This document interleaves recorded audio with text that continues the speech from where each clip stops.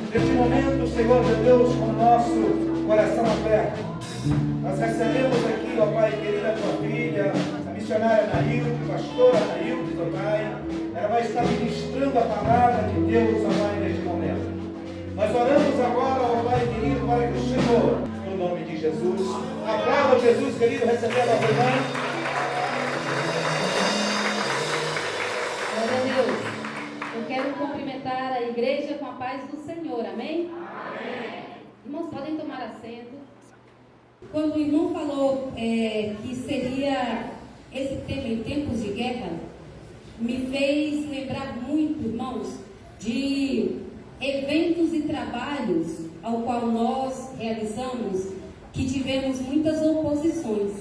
Então a gente chega à conclusão que a igreja do Senhor, tudo que a gente vai fazer em favor do reino, é realmente uma grande guerra, para poder conseguirmos levar a cabo todas as coisas que Deus nos permite fazer.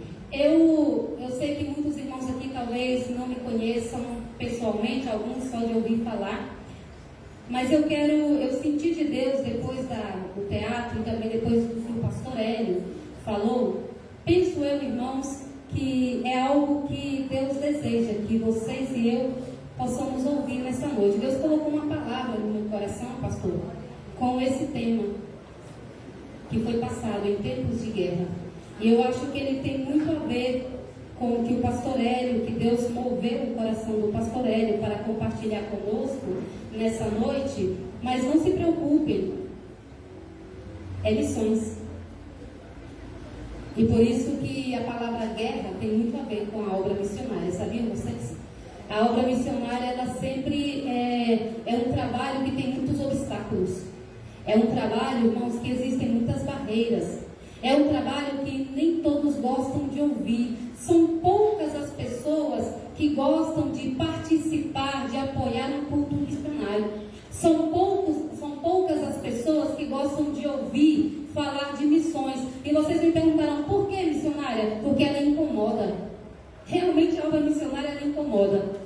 Ela nos tira do nosso acomodismo. Ela nos tira do nosso conforto. E ao incomodar, ninguém gosta de ser incomodado, sabia? A gente gosta de viver na comodidade. Quando você vai para a sua sala ou para a tua casa reunir com a família, vocês procuram arrumar o ambiente da forma mais cômoda que for possível para poder desfrutarem daquele momento.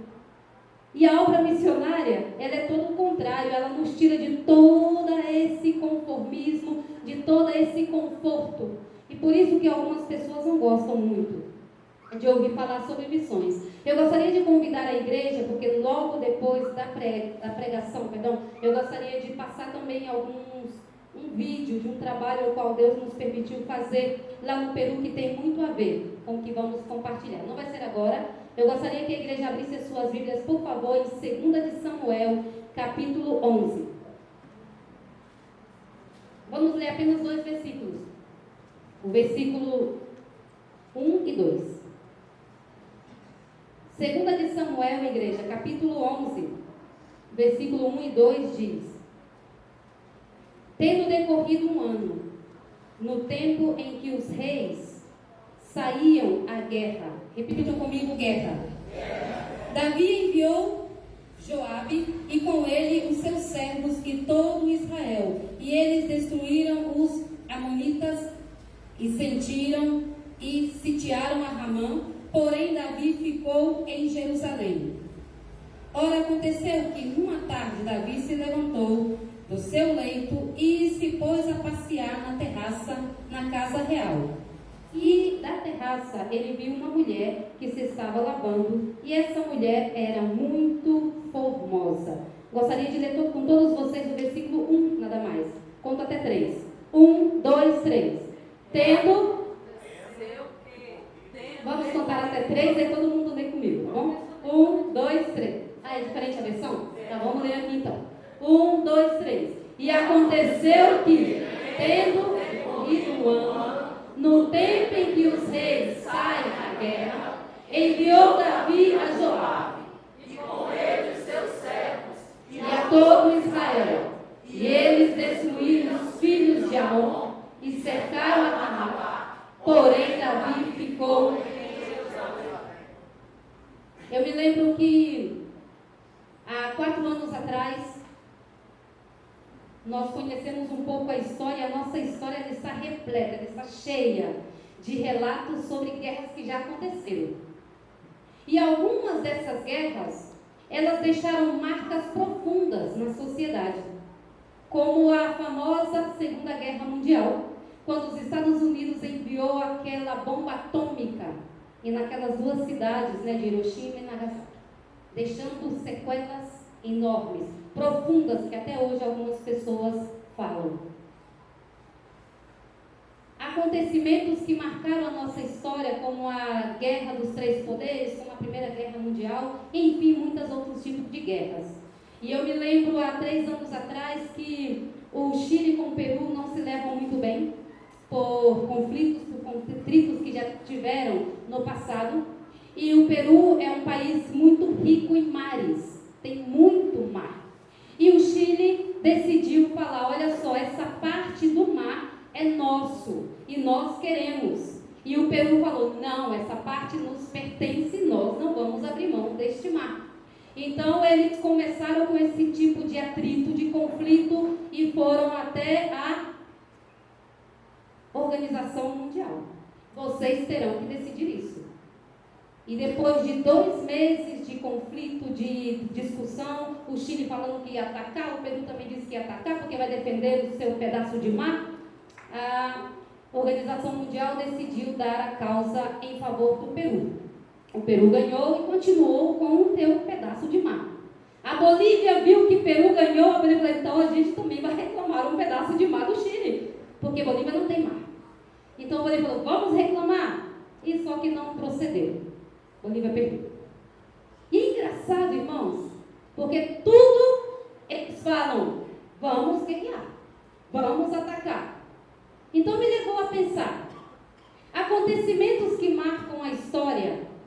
Aí eu fiz a pergunta: o que leva uma pessoa ou um país a provocar uma guerra? Qual é o objetivo mobilizar toda uma tropa em contra de um inimigo. A guerra, os conflitos, têm um propósito fundamental. Sabem qual é? É simplesmente estabelecer domínio sobre um território. É estabelecer controle sobre um lugar ou um grupo de pessoas.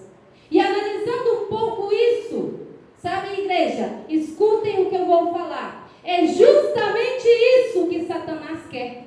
Ele quer dominar, ele quer controlar nossa geração. E o que o pastor Hélio relatou aqui demonstra isso. Ele está atuante, pastor. Ele não está dormindo. Ele quer dominar. Ele quer controlar vidas, desejos, vontades, que estejam todos nas mãos dele. Nas cartas de Paulo, ele sempre, constantemente nos está alertando que existe uma luta travada, uma guerra forte entre a luz com as trevas. Sim ou não?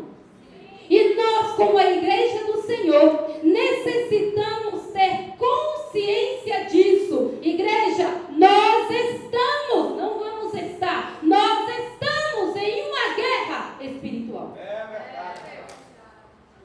E sabem, existe uma guerra cujo propósito principal é justamente estabelecer domínio. E essa guerra da igreja contra as trevas, ela é constante. A diferença dessas outras guerras que já aconteceram, elas tiveram um começo e elas tiveram um fim. Enquanto a guerra da igreja contra Satanás, contra as artimanhas de Satanás, será constante enquanto estivermos nessa terra. E isso nós não podemos tapar os olhos. Necessitamos ter consciência. Por isso, igreja, Deus colocou essa palavra no meu coração. Precisamos ter muito cuidado, porque o inimigo vai fazer de tudo para te tirar, para me tirar da presença de Deus. Em tempos de guerra, não podemos dormir. Em tempos de guerra, não podemos baixar a guarda. Em tempos de guerra, não podemos deixar de estar vigilantes, como Davi. O que diz o versículo 1 de 2 de Samuel, capítulo 1? Eles estavam em tempo de... E como estava o rei? Descansando. Baixou a guarda e caiu em pecado.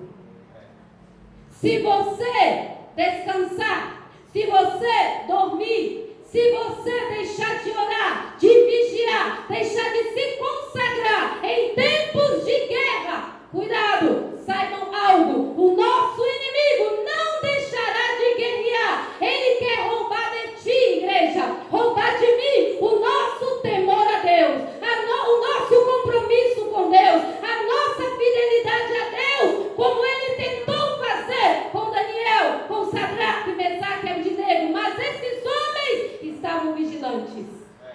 Esses homens não caíram na cilada de Satanás. Sabem? Em tempos de guerras, não podemos dormir. Quando Davi acordou, quando Davi despertou, já existia uma criança em caminho. E um pecado leva a outro. Nós conhecemos o desenlace da história de Davi. Então eu quero dizer nessa noite, adolescentes, jovens, irmãos, irmãs, não brinquemos com o pecado. Estejamos atentos. Estejamos em oração, em consagração, em vigilância. Porque como igreja do Senhor, não podemos nos dar o luxo de tirar férias espiritual. Amém? Não podemos tirar férias espiritual. A Bíblia diz em Efésios capítulo 6 que a nossa guerra não é contra a carne nem sangue. Contra de que ela é? Contra potestades, contra principados e contra hostes de maldades que dia a dia estão guerreando em contra da igreja. Satanás sabe que o tempo dele está curto. Ele sabe que o tempo dele está terminando. Então ele está fazendo de tudo. Ele está lutando com muita força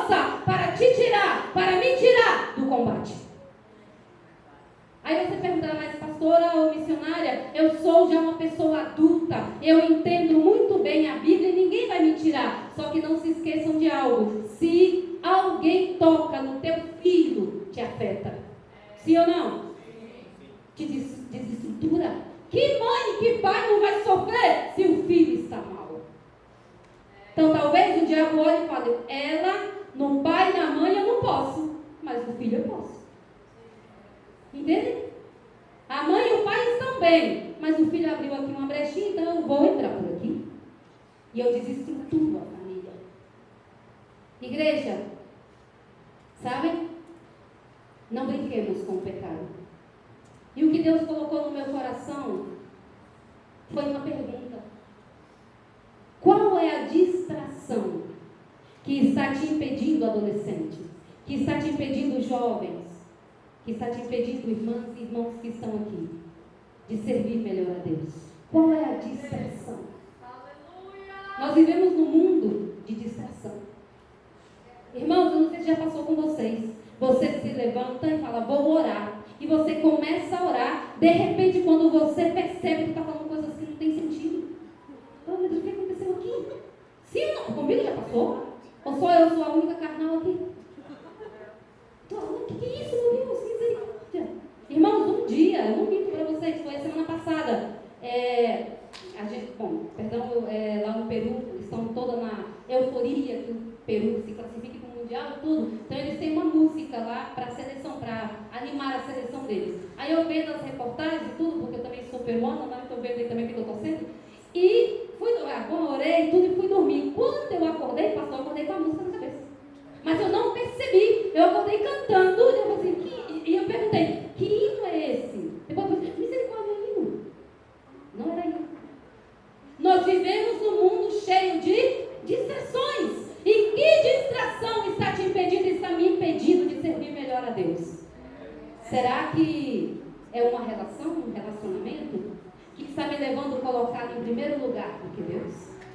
Será que são maus hábitos, maus pensamentos, um programa de televisão, como o pastor Hélio falou aqui, esse aparelho que hoje em dia ninguém vive sem ele?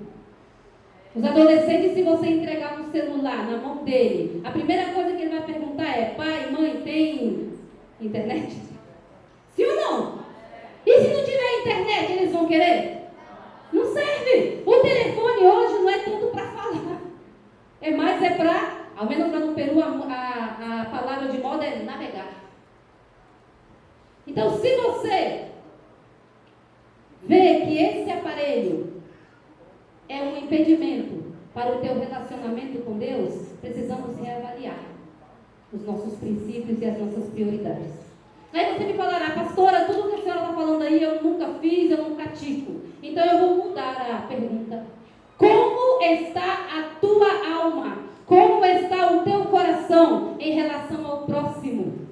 Será que ela está livre de rancor, de ressentimentos? Será que ela está livre de amargura? Será que ela está livre de falta de perdão? Como está a tua alma e o teu coração relacionado ao próximo? Ou será que essas coisas estão ainda ocupando o lugar de Deus no teu interior? Por que estou falando isso? Porque nós, como a igreja do Senhor, estamos em tempo de guerra.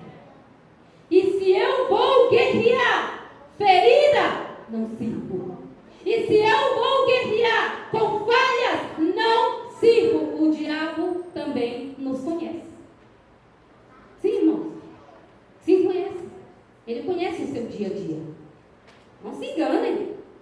O que aqueles homens falaram? Nós, Satanás, te repreendemos em nome de Paulo, sim ou não? E o que ele falou? A Paulo eu conheço. Vocês não. Sabem? A pergunta de hoje é, será que eu estou livre para poder guerrear? Será que eu estou preparado e preparado para guerrear? Necessitamos pedir a Deus que nos liberte de tudo que nos esteja impedindo de servir no melhor. Sabem por quê? Porque estamos em tempo de guerra e não podemos permitir que o nosso adversário conquiste território. Igreja, preste atenção. E vocês estarão se perguntando, e como é que eu faço isso, missionária? Pedindo ajuda ao Espírito Santo. Sabem, adolescentes, jovens, todos os que estamos aqui, a melhor pessoa para nos ajudar nesse dia a dia, nessa geração que vivemos, se chama Espírito Santo. Ele é o nosso companheiro, Ele é o nosso ajudador. E a Bíblia diz em São João capítulo 16, versículo 8, que Ele está contigo. Olha que interessante, o Espírito Santo está contigo. Em outras palavras, Ele está do meu lado. E qual é a função dele ao estar do meu lado? Me direcionar para que eu não venha me desviar dos caminhos de Deus. Então Ele está lado a lado comigo e fala: Ana, não é por aí, é por aqui, filha. Ele diz: não, se você vai por aqui, você vai se desviar. Se você faz isso, você vai entristecer a Deus. Então corra, reconcilia-se com Ele e volte para os caminhos. A Bíblia diz que o Espírito Santo de Deus está do meu lado, comigo, contigo.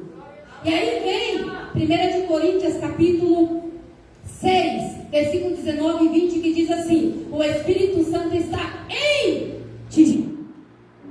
Então agora presta atenção. Qual é a função dele agora de estar em mim? Ele não só está comigo, falando ao meu ouvido, agora ele está em mim, falando ao meu coração, escudrinhando e vendo tudo que está aqui que não agrada ao reino.